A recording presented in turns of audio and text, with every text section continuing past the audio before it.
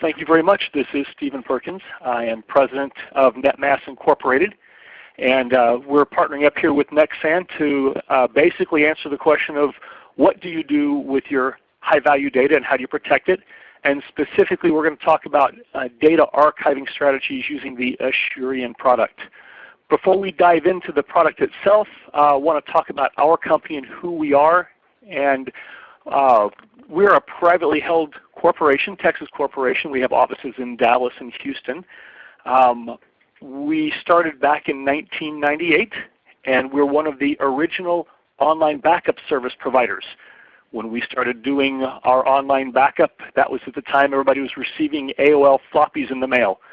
So we are probably the oldest online backup service provider still providing service. We have a very long-term commitment to data protection, and over the years not only have we improved on our online backup offerings, but we are also offering data archiving services. And these services go beyond what's typically provided by keeping a lot of backup data around and calling that an archive. And part of this presentation is to discuss why the Asurion product provides better archiving than just traditional backup with lots of copies. Now, one of the issues with NetMass is that the name itself doesn't really tell you what we do. So we do have two different brands that are our brands. We offer our backup and disaster recovery solutions under the brand of serverbackup.com. And that is everything having to do with backup, disaster recovery. On the other hand, and to separate from our backup and disaster recovery services, we offer all of our data archiving services under the brand dataarchiving.com. And so if you go to either of those websites, you will get to a NetMass website. And specifically on today's conference, we're going to be discussing the dataarchiving.com services, the services specifically those with the Asurion product. The focus today is basically on trying to retain single provably correct copies of non-changing data. There's a lot of reasons you may need this. You may be required to have it by law. You may just want it. You may have corporate policy that requests it. At the end of the day, we want to guarantee that you have preservation not only of the information, but a lot of the meta information that surrounds it. Timestamps, who had access to it. It should be searchable for discovery. And you should be able to guarantee that over long periods of time your high-value data remains consistent and has high integrity. And so with that, I'm going to go ahead and turn the presentation over to Greg, and he's going to discuss the Asurion platform. Thank you, Stephen. Appreciate the introduction, and we appreciate NetMass as a partner with us. I'm going to, Stephen has described what it is that NetMass is offering as an online archive. I'm going to talk a little bit about what are the problems we're addressing, and then talk about how our product meets the top-level requirements that Stephen has just laid out. So we're part of iMation. Nexsan is Storage Solutions as part of the iMation family of companies. This is where we fit in. Nexsan has three distinct product lines. We are famous or most well known for our high-density storage. So this is 60 drives in 4U at 8 terabytes a drive. You get 480 terabytes in a single box. You put you put 10 of those together, you get almost 5 petabytes in a rack. We're not going to talk about that product much. On the left is our unified hybrid storage. This is what we call NST. This gives us the ability to have SSD, different drive types, to do both block and storage, block and file at the same out of the same storage unit. That's a software layer that we put on top of our E-Series. We're not going to talk about that either. The one on the right of the chart is our Asurion. This is another software layer that we put on top of our storage, and that's what we're going to spend today talking about. So as Stephen talked about in his introduction, Asurion provides long-term archive storage for fixed content files. That's what we do. We guarantee the file availability. We guarantee the file integrity, and we'll talk about what that means and how we do that with both of those. and it can be optional for worm storage if your business or regulations require that. All of this, as Stephen said, is for high-value data. High value for us are data files that are critical to your organization or enterprise, and if lost or damaged, are difficult or impossible to replace. So if we look at where we are selling archiving and where we're doing that in different vertical spaces, this gives you a good idea of where we're doing that. Healthcare, what do we have in healthcare that's high-value data? Patient records, PACS images, MRI, all of those things that you want to have around for a long time, and you want to make sure that there's nothing happening to that. Federal, state, local government. I know that we have people participating in the call from a wide range of these different verticals: healthcare, federal, local, state government, banking, financial, police department. So many of these and probably others on top of that. For the government, let's think about your local government. What do they have that is information that reaches this high value?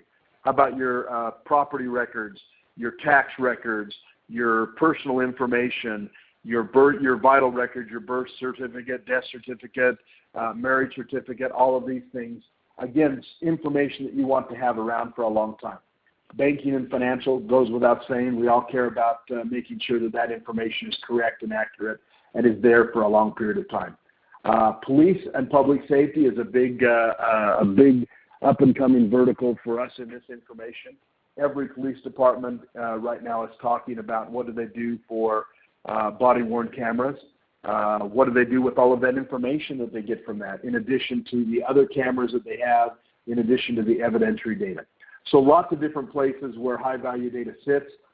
In the corporation, we have high-value data that's part of optimizing our storage for making sure our Tier 1 storage is what we bought it for. So the problem sets that we're going to talk about are four. One, data loss is real, so data loss does happen. Two, data privacy is important. Three, government data is regulated. If any of you are a government organization, your data is regulated. Outside of the government, of course, many of the verticals we just talked about have regulated data that's regulated by the government. Healthcare has HIPAA. Financial data has 2 or 3 different things, depending upon whether you have credit card information, that's PCI. If you're broker-dealer, that's SEC 17A. If you're just a bank or banking financial organization, then you have the FDIC. So many different pieces there. Corporate data has some regulations, again, depending upon what your business is. And then the last piece of this is if you're in any sort of organization where you carry or collect evidentiary data, that has special considerations. So I'm going to go quite quickly through the beginning here just to kind of set the stage for this. Again, as we talked about in the beginning, if you have questions, please enter them in the chat, and I'll try to address those as I go through the presentation. So the first thing, data security, data privacy is a real issue. No one wants their company to be on a chart like this. This chart could change on a daily basis. Every morning I could get up in the morning, I can read the news. I have a couple of Google alerts that are set for either data breaches or hacking or those things. I get in my mailbox. There's not a day that goes by that I don't get something in my mailbox, either about an existing data breach or a new data breach from my Google alert. I could redo this chart every day. I think we all know that really well. On top of that, data loss happens in a lot of U.S. companies. So this is a study done by the Ponemon Institute, and when we look at this, a lot of what we're doing to protect our data, so we want to protect our data against virus, against natural disaster, depending upon where we are, fire, flood, tornado, earthquake, whatever it might be. We want to protect against that. The problem is that that's not where we're losing the data. Of course, we're losing some of it there, but the preponderance or the majority of our data is being lost by human error, software and hardware, corruption or malfunction. Most of that happening inside the firewall, not outside the firewall. So it's employee actions. Now, do you think that human error happens? This is a published study, and these guys can't spell and they can't add. Pretty remarkable that when you look at this, that, you start adding it up. Well, okay, 1/3 of the data loss is from human error, 1/3 from software corruption. Oh, and more than 1/3 from hardware malfunction. Wait a minute. That's not counting natural disaster and computer virus. So human error happens not just from the IT side, not just in the data center on our side. It happens everywhere. We need to worry about that, and we need to protect and guard against that. That's both human error that is accidental, that is an error, and as well as the nefarious, somebody trying to do something to destroy your data. Okay, data that's stored electronically changes over time. This is without reading it or without writing it. This is the great IT journal, The Economist.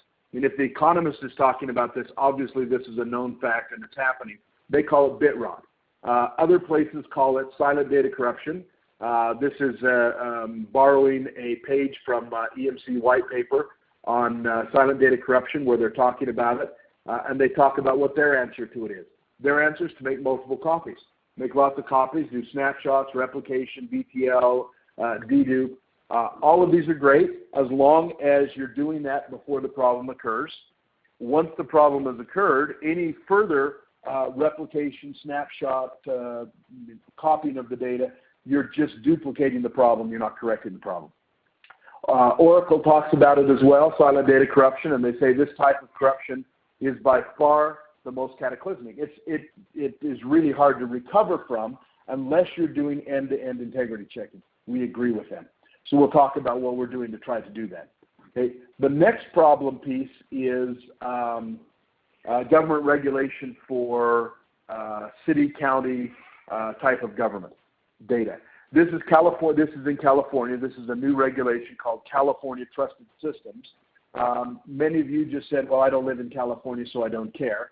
That's fine. You can not care today, but believe me, what's happening in California is coming to every one of your localities, no matter where they are.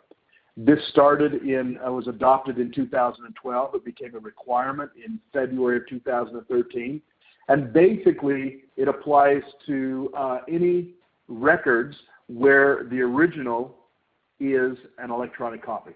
Basically, the three key requirements of a trusted system are that the data you must prevent additions, modifications, deletions. It must be verifiable through an independent audit process, and the electronic media must prevent any addition, deletion, changes to the original document, and it must be maintained and stored in a safe and separate location. So these are the rules and regulations, and if you'll notice, the word "and" is in there 3 times. It talks about the hardware and the media storage. So both pieces of those, that is your content management or however you're collecting the data and how you're storing the data, both pieces of that must work. Okay? So to meet that, you have to have both pieces of this. It's not just the software where you're saying, I want to have these records saved for a certain period of time. Software is just software. If you're not doing anything to enforce those policies down to the storage layer or the archiving layer, as we're talking about today, then you have a system that is not compliant with trusted systems or with any of the other regulations that you might be under. The last piece of this is special considerations need to be given for any sort of evidentiary data. Data that is expected or may be expected reasonably to be used in a court of law. There are certain regulations that need to be met for that. Those federal rules of evidence are CFR 28 and 29, which talk about that. Again, in a later date or after this, if anybody wants to get in contact with us and go into any of the details around any of these that we're talking about, we certainly can go with that. But the legal considerations for admissibility of data have to deal with quality and reliability, with the security of how the data has been handled to make sure that it hasn't been tampered with and that you know who has had access to the data, and that comes down to chain of custody. So chain of custody on digital data provides a link by link of who had access to the data and what changes, if any, were made to the data. So when changes are made to the data, that's easy. Any storage system can tell you when a file's been changed. It's much more difficult to tell you when a file's been accessed. So any sort of evidentiary data must have some chain of custody as part of that.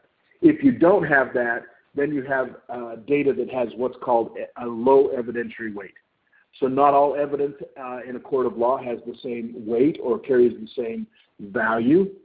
Digital data by its nature, because we all understand the ability of photoshopping data or the ability to change digital content, has a low evidentiary weight, and that's because the chain of custody is not there.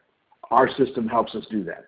That's a very quick, 10, 15-minute introduction to the 4 things that we said in the beginning that we were going to be able to address with our solution.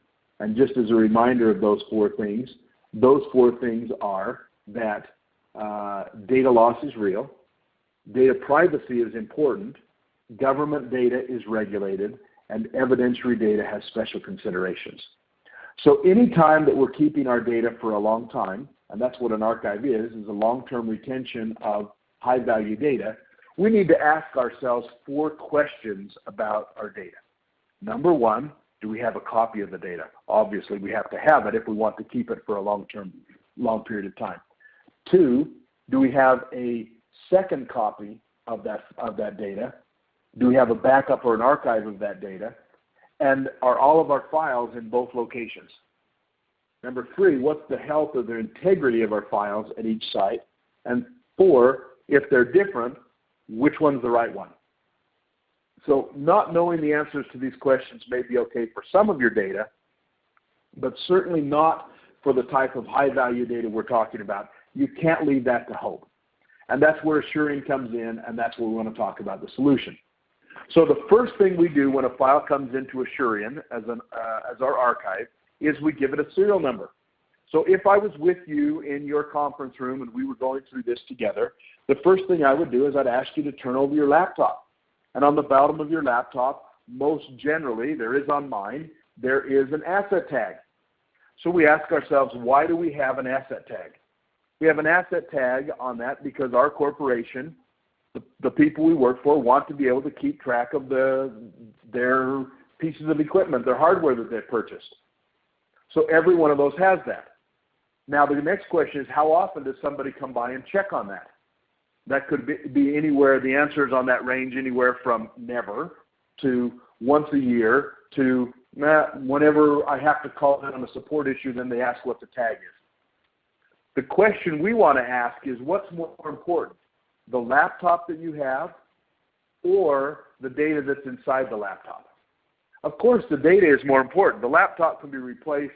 It's a matter of money. Nobody's happy to do that, but it can be replaced. It's the data inside the laptop. That's the data. That's what our business is. We're running our business on. That's what we're doing, not just in our laptop, but in any of our digital storage environments. So when a file comes into our archive, we're going to give every file a unique asset tag. 1, 2, 3, 4, 5, and we're going to count up from there.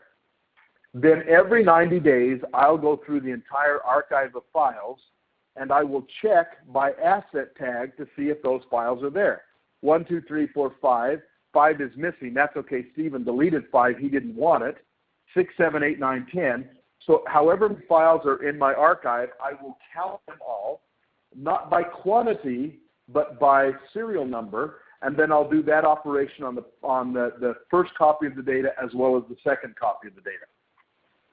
That tells me if I have all my files. That answers the first 2 questions. Are all of my files there, and do I have a second copy of them someplace else? Without something like this happening, the only time that we know this is if someone were to go and check to see if all the files are there. How would you do that? You'd go into the properties, you would right-click on a folder, you would find out how many files are there. You'd go to your archive, you'd right-click on it and see how many files are there. If they're the same, you can pat yourself on the back and say, hey, they're all there. If those 2 numbers are different, now you got to figure out which ones are missing. If the number in your archive is less, well, something didn't get copied over correctly. I'm going to copy everything back over into my archive. What happens if the archive number is higher? That's a little bit of a conundrum. Now, well, I'll just make another copy backup just in case something happens. So we're doing all of this automatically. We call this a serialization audit. We're doing all of this automatically every 90 days. So that's telling me about the availability of my file. It does nothing to tell me about the integrity of my files. So when the file comes into the archive, in addition to giving it a serial number or an asset tag, I'm also going to cryptographically hash the file. This gives me a unique digital identifier to the content of the file. Don't care what the name is, don't care what the size of the file is, don't care any of those things. I care about the content of the file. Every file will have a unique identifier. Think of it as a fingerprint to identify that particular file. Now I have both an asset tag and I have a fingerprint. At the same time I go through the archive of files and I check to see if they're all there. I count them, 1, 2, 3, 4, 5. I also rehash each one of the files in my archive. That gives me a digital identifier. I compare that fingerprint or that digital identifier, the CAS ID, back to the original. If they're the same, then I know not only do I have a copy of the file, I have a correct copy of the file in my archive. Now I've just been able to answer the first 3 questions. Do I have a copy of my file? Do I have a second copy of my file? And what's the health or integrity of my file? The 4th question is, if they're different, which one's the right one? Well, in any regular storage system, you have no way of knowing that. The only time that you find out that there's a problem with the file, or if the file's corrupted in any way, is when someone goes to use it. Someone goes to access it. So we're talking about long-term retention of files. It could be years in the future. It could be 5, 6, 10 years, 15 years, when the doctor wants to go back and find that PACS image from, for the cancer patient from 10 years ago to compare it to today. And then all of a sudden the file's not there or it can't be found. We're going to know that because when we hash the file once every 90 days or 4 times a year, we're going to see that corruption. We know which one's corrupted and which one's the good one based upon the CAS ID. We're going to quarantine the corrupted file. We're going to send you an alert that says this file's corrupted. You may want to figure out why. In the background, because we keep 2 copies of the data in our Assurion system, we are going to retrieve the corrupted file. Retrieve the correct file and replace the corrupted file. So let me say that again correctly. We're going to retrieve a good copy of the file, and we're going to replace the corrupted file in the second location. Now I have 2 good copies of the data again. So I'm going to do what's called self-healing as well. Now I've just answered all 4 of the questions. Are all of my files there? Yes, I know that because I give them an asset tag. Are all of those files in the second location? Yes, because I check the asset tag in both locations. I don't just count by quantity of file. I count by actual serial number or asset tag of files. Are all of my files good? Yes, because I do an integrity check every 90 days to make sure that the integrity has not changed. And finally, if there is a difference, which one's the right one, I know based upon the digital fingerprint. So I quarantine the corrupted and replace it with a good copy. Okay, fundamentally, that's what our customers like, and that's what our customers buy Assurion for. Our ability to do those 4 functions, our ability to answer those 4 questions, 2 functions that answer 4 questions, our ability to do that on a regular basis is much better than anything that you're doing today in any sort of a backup.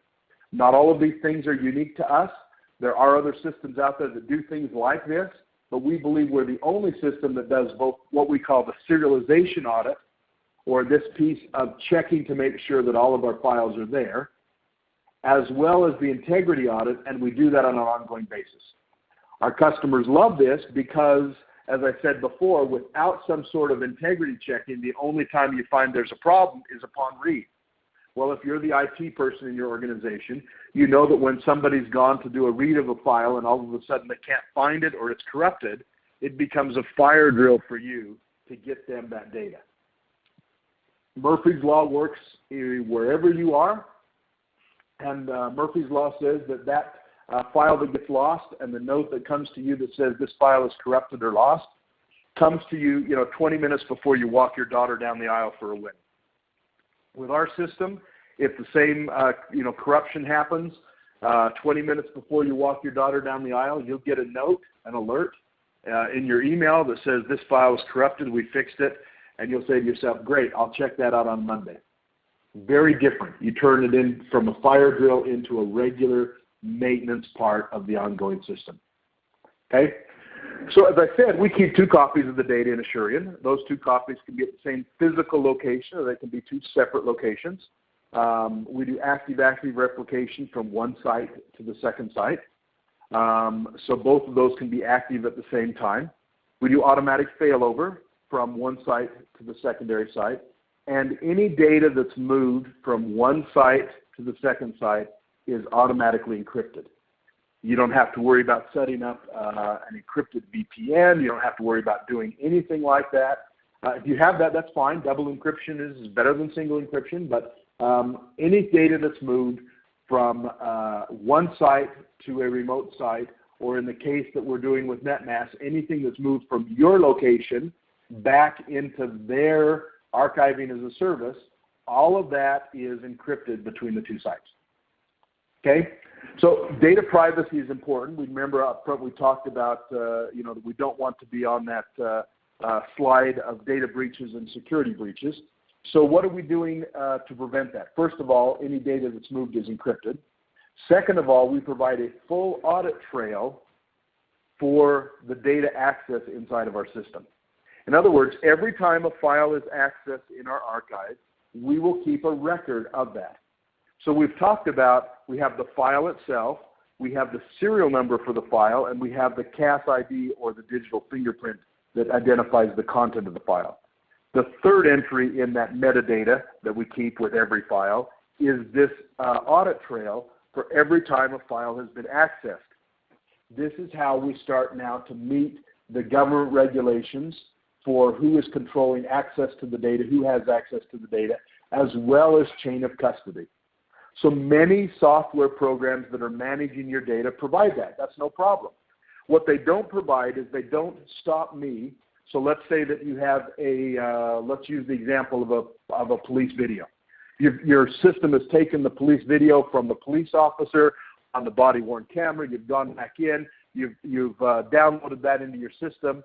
You have some sort of management system that's keeping track of those videos, telling you which officer, the GPS location of where they were, what's the time of day, all of those things that make it searchable for them to do what they want to do. But nothing is going to stop me from the IT guy as logging in below your system and looking at the video. It's probably going to be an MPEG-4 video, and looking at the file. That's an access to the file. That's a big no-no in a chain of custody. If I change the file but leave the name the same, your system of managing the videos won't have any idea that I've done that. As long as I didn't do it through them, I did it underneath the software. We're back to software is just software. The same thing applies not just for police. That applies for any sort of other data that is being collected by some sort of software application, of me being able to log in below the application and do that from the storage layer. Okay, we're going to prevent that, first of all, because we are going to provide an audit trail.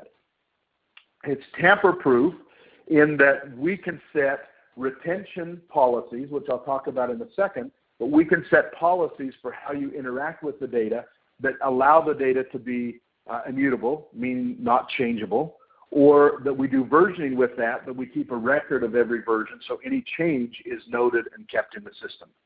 That gives us the permanency and the tamper-proof. That's the worm features of the archive if you want to turn those on. To enhance the data privacy, we also have the ability to store all of the files at rest encrypted. With this, we're not using self-encrypting drives. If you have, for instance, any PCI information and credit card information, a self-encrypting drive does not meet the regulations for that. They want the key to change on a rolling 60-day basis to protect your data.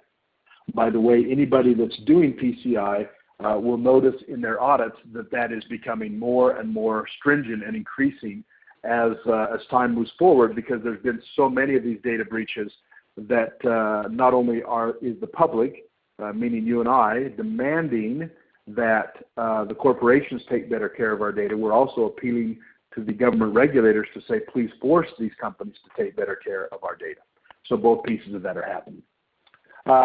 we have the ability to authenticate the data inside of the system with Active Directory. We also have the ability to do two-factor authentication for managing the data, which means that you have to have something. For us, it's an encrypted USB key, as well as your passwords to manage the data. As I said before, we can do policy-based retention of data. That means that we can set specific retention periods for data. We can say this data must reside in the system for 7 years, 5 years, 6 years, 3 years, whatever it is that your corporation's desire or is the regulation that you're under. All of that is handled inside of our system. So that may be set by the software application where you're interacting or gathering the data. For instance, the PACS system may set the retention of 7 years. We'll pick up that retention and enforce that to the storage layer. So again, you can't log in below the PACS system and either access, change, or delete the data. In addition to saving the data, we also give the ability to positively dispose of the data. So it's just as important in some applications and for some customers to have positive deletion of the data as well as it is to have positive retention of the data. We do that even down to a 7-pass scrub of the data on the disk. We can also shred the encryption key. All of those things make it for our ability to get rid of data, which is just as important as keeping data. Okay? So when we talk about Asurion, what is Asurion? Asurion is 3 things. It's the software with the features, functions that we just talked about. That's running on a processing node. That has our storage as part of it. All 3 of those come together into what we call a node, or one system, an Asurion system. And that can be as small as 6 or 8 terabytes, and it can be as large as 300 terabytes in a single node. You can have as many nodes in the system as you want to grow the archive to whatever size that you want to grow it to. We have customers that are well into the multi-petabyte range, so they have many different nodes. Many nodes combined together to work as one federated archive in a single namespace. This is, after all, a CAS file system. It is a content addressable storage file system. This is the same sort of file system that is being used in every large cloud-based application that's out there, from Amazon to Apple to IBM just bought CleverSafe. All of that is the same technology that allows us to grow very large data sets with a single namespace. That's based on the CAS ID, or the value of that. Very easy to expand the system, very easy to start at 1 node size. If you started at 6 terabytes, for instance, and now you decide you want to add a lot of data into it, and the next node 300 terabytes, no problem. The node sizes do not need to be equivalent. How do we get the data in and out of the archive? We have 2 different ways to move the data in and out of the archive. One is we pull the data into the archive. The second is you push the data into the archive. On the pull approach, on any Windows operating system, we can put our Asurion client, and that will operate on the data inside of your Windows file system in one of 4 ways. I can move a copy into the archive. I can leave a copy behind. I can move a copy into the archive. I can leave a shortcut behind. I can move a copy into the archive. I can leave nothing behind, or any of the above based upon policy. So I can say, I want to move a copy into the archive. I want to leave a copy behind. And when it has gone 90 days, 120 days, 150 days, 180 days, whatever policy you want to set, and no one has accessed that data, then I want to automatically change that data from a file into a shortcut. That gives me the ability to interact with my primary storage and save or use that primary storage for what it is that I purchased it for, which is high transactional or rapidly changing data. Because obviously, if you spent money to buy, expensive high IOPS storage, that's going to have better random performance than my archive or anybody else's archive for that matter. So if the data is rapidly changing, we want your users to be happy. We want them to have access to their data in a very quick way. So we want to keep that in that cache. We want to use that as a primary cache. But when that data has become stagnant and is not being used, then keeping that data on your expensive primary storage is a very bad decision. It's costing you not only money and performance for your primary storage, but it's costing you throughout your whole backup chain. I'll talk about that in a second. Okay, that's the pull approach. We will pull the data into the archive based upon whatever policies you've set up. The policies can be as granular as you want to manage. You can have different types of data. You can say, I want to move everything into the archive except for MP3.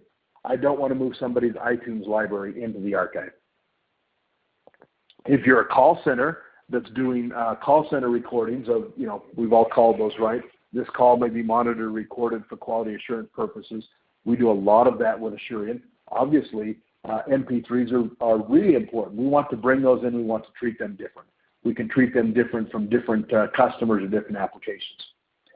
In addition to that, we can set up a NAS interface to the archive, which basically is the push approach. Any data that you want to put into the archive, you write to the NAS. No mystery left in NAS. The sysNFS mount point, you write it to that, and then we operate on that data in the same 4 ways. We move a copy from our Asurion Edge, which is our NAS interface, into the archive, leave a copy on the edge. We can leave that copy there until the edge is a certain watermark. We want to say we want to keep a copy of everything until it's 80% capacity. Then I want to take the oldest 20% and turn that into shortcuts and go from 80 to 60% and back up. So both of these approaches work. There's no API. There's nothing special that you have to have your application do to write the data in and out of the archive. It's very easy to interface with the archive. The other part of this that is going to enable us to do what Stephen talked about in the beginning is that the client and or the edge don't need to be physically co-located with the archive.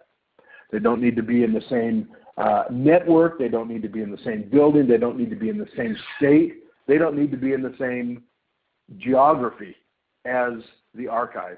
We can move the data back and forth from your servers, from your sites into the archive, no problem.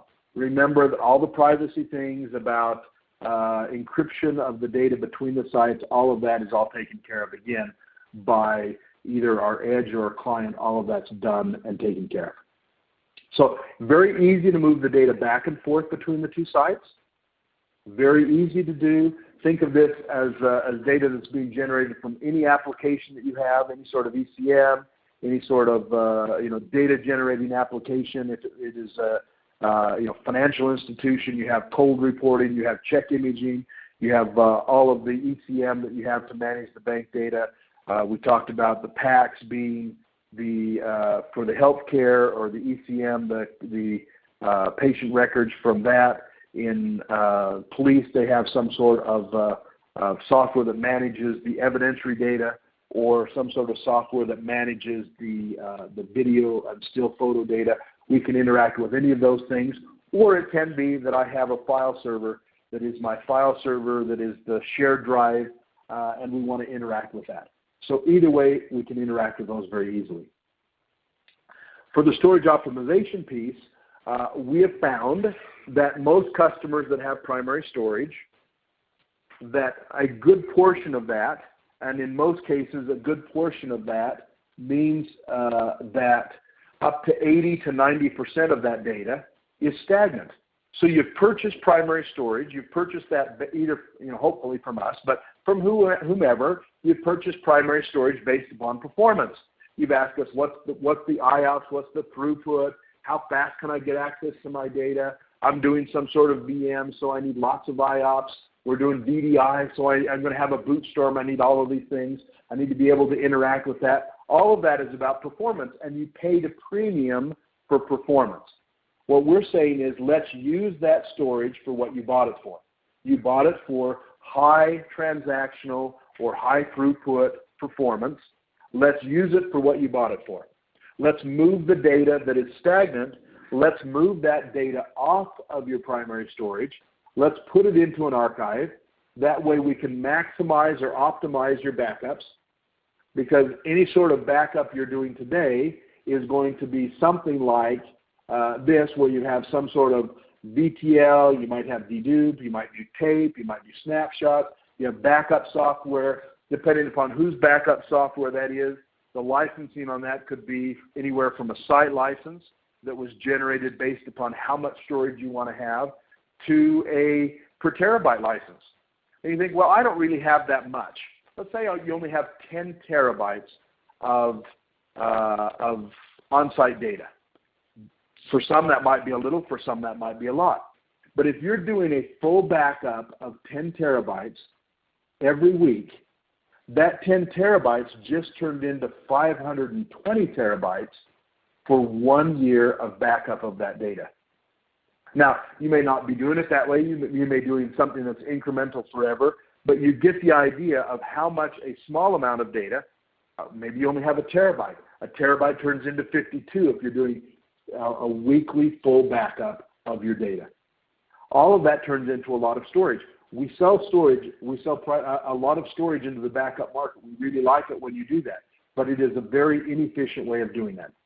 With moving the stagnant data into Asurion, I can move all of that stagnant data off of your primary storage, leave a shortcut behind, and the genius of this is leaving the shortcut behind, because if you don't do that, and you put the data into an archive, then when your users go to find that, want to find that data, they go to look for it. It's not where they left it. Then all of a sudden, instead of spending your money and your time on buying primary storage, now you're going to spend your time and your resources on answering people's questions about where to find their files. Oh, well, I can't find my file. Well, how long ago did you save the file? Oh, a year ago, 6 months ago. Oh, well, it's not there. You can't look for it there. You got to look for it in the archive over here. Oh, okay, I'll look for it over there. You don't want to answer those questions. With this type of a system where you leave a shortcut behind, they look for the file exactly where they left it. They look on your primary storage. The file doesn't happen to be there, but they don't know that. The file is retrieved from Asurion, put back on their primary storage. If you want, we can start the clock over again for the 30, 60, 90 days, whatever it is. We can work through that with you and with your customers to be able to put that together. Okay? So all of that is there and available. In order to help us know how much of that data is a candidate for offloading, we have a nice tool. It's called Secure Data Discovery.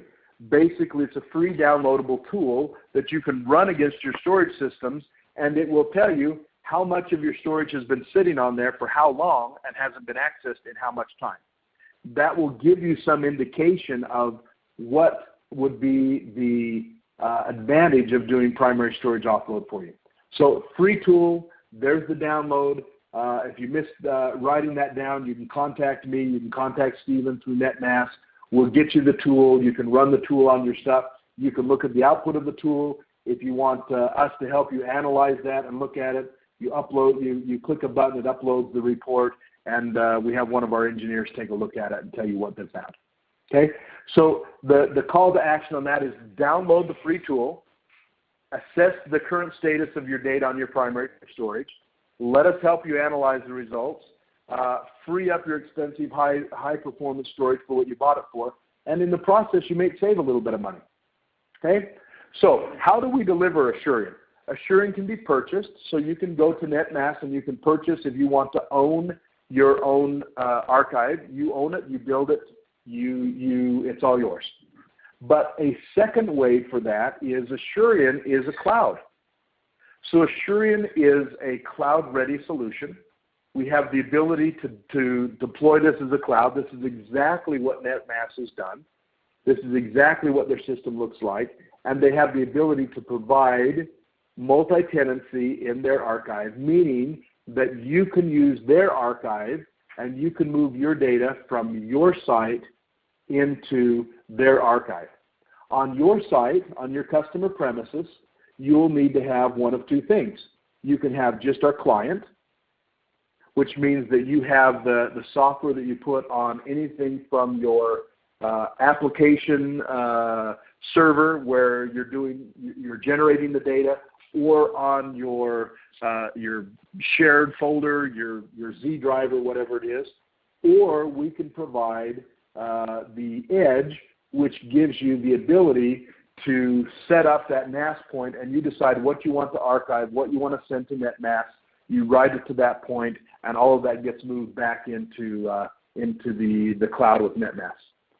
All of the feature functions that we've talked about that you can have are all available as part of a cloud. So the difference is we are building a secure cloud, not just a public cloud. So ours is a secure public cloud versus a public cloud. With a public cloud, if you're going to go to Amazon, if you're going to go to Azure, if you're going to go to any of a myriad of 100 providers out there, what they give you is they give you storage. They give you the ability to put data someplace. Depending upon whose solution you choose, it may or may not be easy to retrieve that data, and there may be a cost associated with retrieving the data.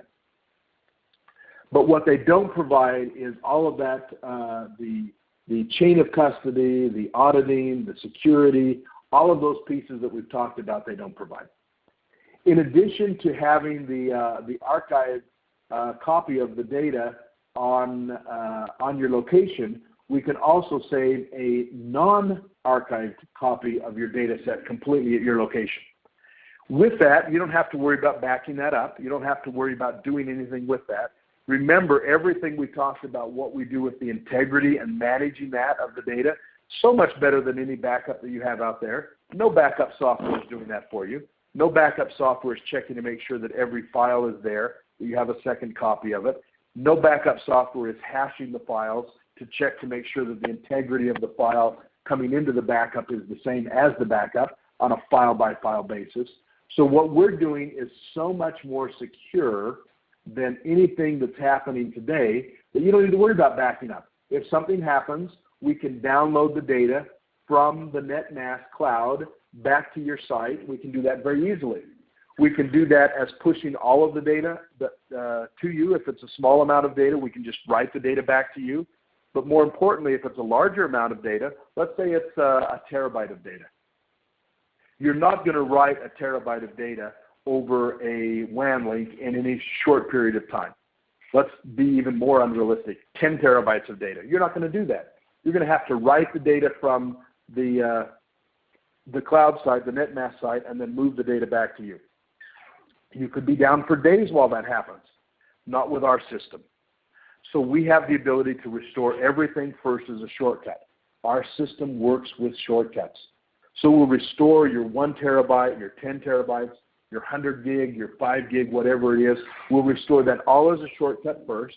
So from your organization and your application's point of view, you have all the data. It's all there. You go to access a file. We will we'll read the shortcut, come back to the cloud, retrieve that file, and all of that will be done automatically without you having to do anything behind that. So we're going to talk a little bit about, Stephen's going to finish up with a little bit about what they're doing with that.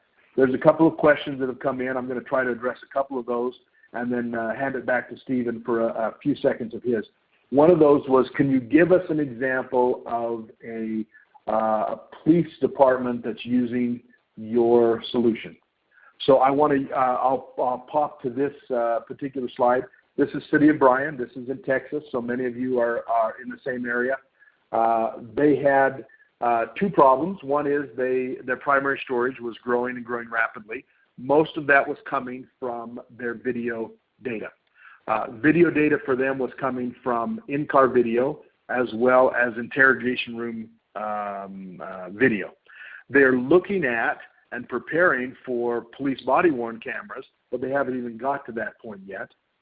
And all of this data, they didn't know what to do with it, and it's very important that all of that be kept in a way that if they go to court of law with any of that, that all of that is secure and they're able to go into a court of law. So we basically put that together for them. The IT manager, his comment at the bottom, we considered solutions from other vendors that would have required us to purchase separate solutions for primary and backup. With the Asurion, we can do both in one package. We saved significant money on the capital expenditures.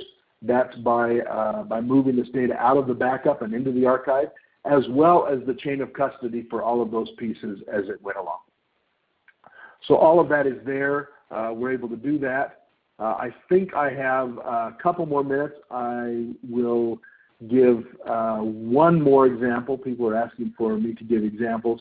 Let's see. I think that for the example, I will use this example, which is, well, we did the police crime, so we won't do state of Georgia. That one is, we've already done one similar to that. There's red light traffic camera, similar thing. This is a healthcare customer.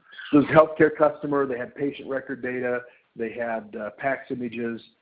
They needed to be able to keep those for a long period of time and be compliant with the HIPAA standards for that data. We were able to come in and give that to them with multiple different PACS systems. So again, because our archive is so easy to interface with and it's a standard interface, we don't care that they have multiple different applications of data. You may have an ECM, you may have something that's generating the data another way. All of that comes in and is part of the solution for you. We're able to come in, integrity, flexibility, optimization of the data, all the same things that we've talked about, we were able to do. So they had 18 terabytes of data. We were able to protect that, give them the customer. This is a customer in Wisconsin, just north of where most of you are, being able to show them that. Okay. We have other customers that are doing this in a cloud aspect. I'm going to turn it back to Stephen and let him talk just a little bit about the different ways that we can deploy that with Asurion. We've talked about one piece of this, which is the cloud aspect, and the second piece is you purchasing the system from them. The hybrid also works. I'm going to pass that back to Stephen and let him close off at the end. I want to say thanks for your attention and your time. It's been a pleasure to speak to you today, and back to you, Stephen. Excellent. Thank you, Greg. So we wanted to talk about, at the end of the day, what our customers were saying and what they were looking for. There's a lot of people who are very interested in cloud services, and then there's a group of people who want nothing to do with cloud services. So when we looked at the ways that we can deliver Asurion, it became clear to us that it's very easy for us to deliver the Asurion service in any form that it can operate in. And what that is anything from a software-only, full multi-tenant cloud solution, which is very easy to deploy because there's zero hardware and zero upfront capital cost, all the way down to the other end, and that is fully private, fully on-site, fully owned solution. And the best way to roll that out as a company is if you have multiple geographically separated locations. Since Asurion always keeps 2 copies, you would purchase 2 units and keep one in data center A and one in data center B. Data center B should, for best practices, be at least 100 miles away from data center A. And then what we find is that there's a hybrid approach, and a hybrid can work in 2 ways. It's what you see on the right-hand side, and that is that a primary Asurion can sit on site at the customer's location. That's a piece of hardware that's up front. It sits alongside your primary storage. It is not a competitor to your primary storage. It's the archive. And then when you take the second piece off site, it can either be a unit that you own, but if you do not have a second location greater than 100 miles away, one of the things that NetMask can provide is a hosted solution for your piece of hardware. We will host your end on your private, fully owned piece of hardware, and we will do that at our data center, and we will professionally manage that end for you. And the second scenario is that a customer has one primary premise piece of equipment, but they choose not to buy a second one, and instead they would like to send the data from their primary hosted side at their location to our multi-tenant cloud side. And so the second piece would be on one of our pieces of equipment. So that's all of the ways that it can be provided, and it answers the security issues all the way from I want nothing to do with cloud to I fully trust the cloud, I want no hardware on site. We at NetMask do it across the board, and it is in production. And one of the final things I'd like to add is that from a Texas perspective, for any of you in Texas, we are on the Texas DIR for governmental contracts and state government. So I do appreciate your time. And again, if you guys want to follow up with us and with Nexsan, we'd be happy to answer any questions you have. And so thank you very much.